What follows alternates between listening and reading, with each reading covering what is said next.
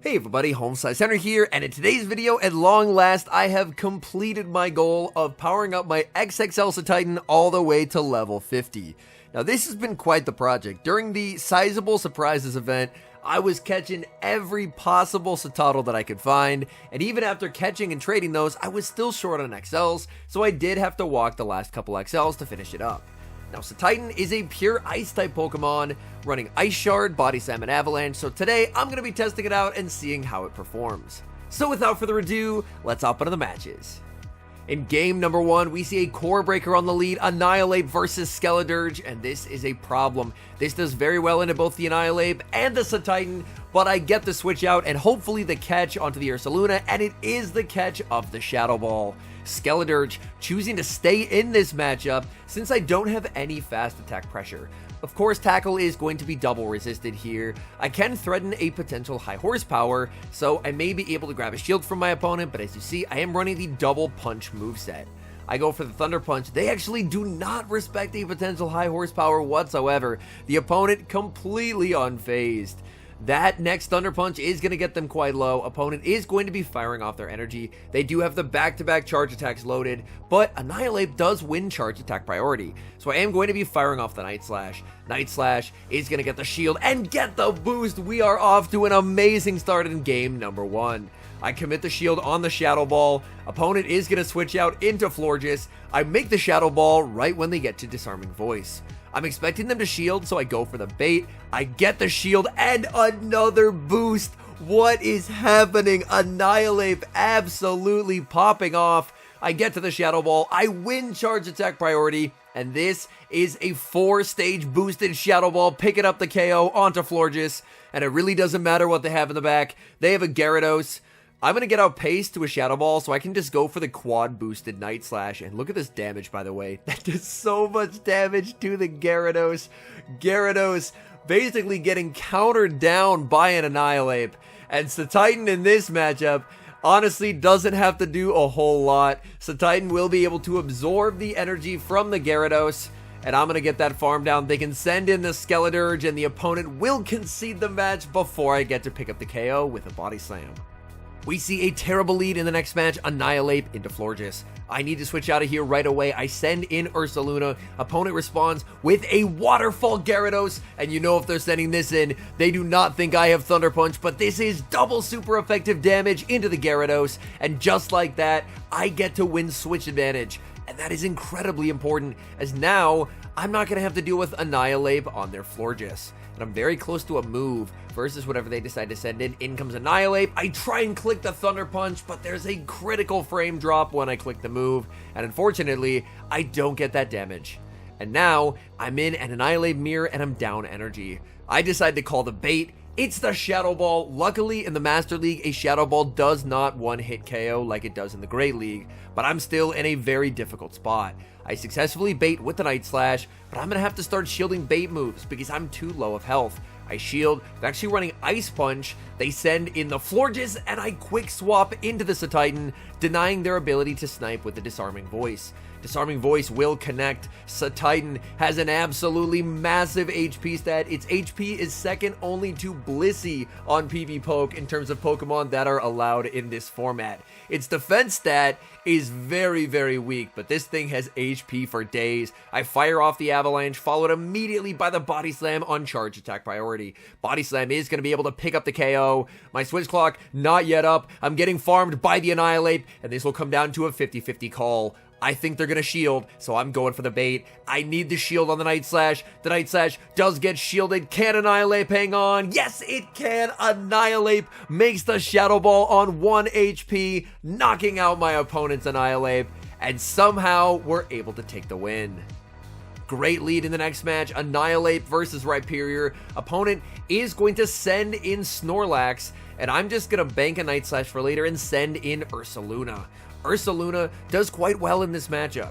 The licks, of course, from the Snorlax will be double resisted, and it looks like my opponent is running Outrage and Body Slam. So they decide to go for the Outrage there. Outrage is less damage per energy than a Body Slam, but it does do quite a lot of damage. So my opponent just decided to go for the harder hitting move right off the bat, and now they're going to start firing off Body Slams. The Body Slam will connect, and now they're going for Body Slam number 2. Again, this is not going to be enough to knock out the Ursaluna. I'm going to get greedy. I'm going to try for the farm down, and I get the farm down. That is massive. Opponent sends in Rhyperior, and I'm going to be able to fire off multiple Ice Punches. Ice Punch number 1 gets shielded. I go for Ice Punch number 2. Beautiful catch there. If only I had the reaction time to go for the Thunder Punch, but I have the perfect alignment that I need. I can send in Cetitan. Cetitan. These Ice Shards adding up. It would be nice if Cetitan was able to get some coverage at some point in the future, because Ice Shard Body Slam Avalanche means if you ever get stuck against a Steel type that isn't, let's say, an Excadrill that can still take neutral from Ice, you're going to have a pretty terrible day. So I will fire off the Avalanche. Avalanche is going to pick up the KO. Back in comes Rhyperior. Opponent sees the writing on the wall and concedes the match. A tough lead returns in the next match as a lead Annihilate into another Skeledirge. Same game plan as before, try and go for the Shadow Ball catch. The good news is I caught the move. Is it the Shadow Ball? No, it's a Disarming Voice bait. My opponent choosing to stay in this matchup, and honestly, that's not too terrible for me as the Ursaluna, because I can hopefully still threaten a potential high horsepower, even though of course personally I'm not running the move. But high horsepower would be enough to knock out from here. Disarming Voice will get me low. I think I do get KO'd from this next Incinerate, so I'm not going to get my second move, but the opponent does respect the potential high horsepower. I'm going to fully wait my clock, send back in the Annihilate. They can switch at any time, but they don't want to. They stay in. This is huge. I have to get rid of the Skeledirge to free up Cetitan in the endgame. The Shadow Ball will pick up the KO. In comes Florges. I send in Cetitan, and the opponent is not switching out, and there it is. They send in Shadow Snorlax. Shadow Snorlax. A lot of Snorlax have not been running superpower as of late, so if they're stuck on Body Slam plus Outrage, then I should be in a pretty nice spot to just save my shields from moves from the Florges. Double Avalanche does massive damage. They're firing off energy. I'm just gonna no shield here. They have superpower. Oh, that is really bad. Oh no, I lose so much health from the Cetitan. Opponent does give an Ice Shard for free as they fire off their Disarming Voice. I am rapidly running out of HP on the Cetitan. I will fire off the Avalanche. Avalanche will deal some solid damage. Opponent is going to let that through. In comes Annihilate, and I'm just going for Night Slashes. If I can land a Night Slash, I can probably Ice Shard down. Opponent commits the shield, and I have a tough choice to make. They're at double disarming. I'm going to commit the shield because I should be able to make it to the Night Slash. My loose con there was getting Moonblasted, but I'm able to make the Night Slash. The Night Slash will get them low. They can now KO the Annihilate after these extra Fairy Winds. Disarming Voice will KO, but I can send in Cetitan, and Cetitan gets the Ice Shard down, and we're now 4-0 in this set. And what a lead in game number 5 as I'm leading Annihilate into a Snorlax. Opponent safe switches into a Dragon Tail Garchomp, and they're gonna regret that decision. In comes Cetitan, double super effective Ice Shards shredding through the bulky Garchomp. I will respect the potential Outrage. They go for the Sand Tomb. They can make another Sand Tomb right here, but even though my defense has been debuffed, this will not be enough to knock out. So I can very comfortably no shield, and I do exit with a heavily debuffed defense, but with an ability to output some pretty significant damage onto the Snorlax. So I will just start firing off these Avalanches. Avalanche will connect. I can't make another Avalanche, but hey, I can still make it to the Body Slam, and the Body Slam will get them below half HP. Back in comes the Annihilate. Annihilate farming up quite a lot of energy. Opponent, even if they go for the Outrage, I can survive this, and they will go for the Outrage. Outrage connects. It's a Waterfall Gyarados in the back, and I'm full sending the Shadow Ball. Shadow Ball will be shielded, and now it's Thunder Punch time. In comes the Ursaluna. Ursaluna. Unfortunately, my timing there was absolutely terrible. They get a Waterfall for free, but the good news for me is that it's not going to matter as I get the Tackle Farm down, and that secures the 5-0 set with Cetitan. After the 5-0 set, I did go 3-2 in the set after, so I'm going to be showcasing some highlights from those games. So we see a tough lead, leading the Annihilate into the Dragonite. I save switch into the Ursaluna, and unfortunately the opponent does respect the Ice Punch with a shield. I survive a Dragon Claw, a superpower would knock out, so I'm going to call the bait. They do go for the bait, and now they send in a Chandelure. Unfortunately, not able to build up enough to fake a potential high horsepower, but the opponent shields. Not familiar with Ursaluna counts, and now I can send in Annihilate. I will have to shield. I know a Shadow Ball will KO, but the question is, I know this thing's extremely glassy. Can I get away with just Night Slashing?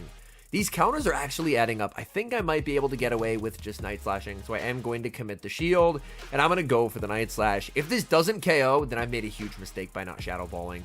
The Night Slash, oh, it doesn't KO, and I've made a pretty big misplay.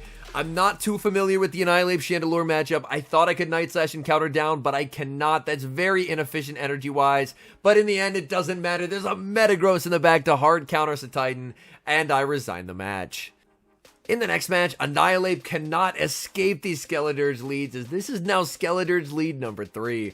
I'm 1 for 2 on catching Shadow Ball so far. Let's see. I get the switch, and I get the catch. Let's make that 2 for 3. Opponent switches out into Gyarados, and this is honestly amazing for me. The Gyarados can go for the Aqua Tail. Ursaluna, very bulky. And now I can massively overfarm, and then go for the Thunder Punch. This is double super effective damage. Is the opponent going to respect it? And they do. They're going to fire off their Aqua Tail, and here, in my view, it's 100% the right play to shield, because I get to a second Thunder Punch, and I can either guarantee switch advantage, or get both of their shields, and either way, I should be in a winning position, because if I have both their shields, then I can just snipe the Skeledirge with a Shadow Ball from the Annihilate later on, because of course with an Incinerate, once they throw it, they're stuck for 5 turns, they can't switch, so if they start an Incinerate, then I can switch, which takes a turn, throw 1 counter, which takes 2 more turns, and then Shadow Ball. So I'm just going to watch, send in the Annihilate, they're stuck going for the Incinerate, and now I get to land the Shadow Ball. This is massive super effective damage. Skeledirge will switch out. In the back, it is Florges. Florges going for the Disarming Voice. Disarming Voice will not KO from this health range. I have played this matchup a couple times, and the Annihilate makes it to the Shadow Ball. And despite the fact that we went up against a Core Breaker lead, we're actually going to be able to take this win. As they go for the Disarming Voice not going to be enough to knock out, and I can just look to overfarm quite a bit. I need to have 2 charge attacks. I need to have 1 charge attack for the Florges and 1 for the Skeledirge. So I'm going to farm up and now go for the Body Slam versus the Florges, and I have the Avalanche, which is only going to be single resisted for that Skeledirge.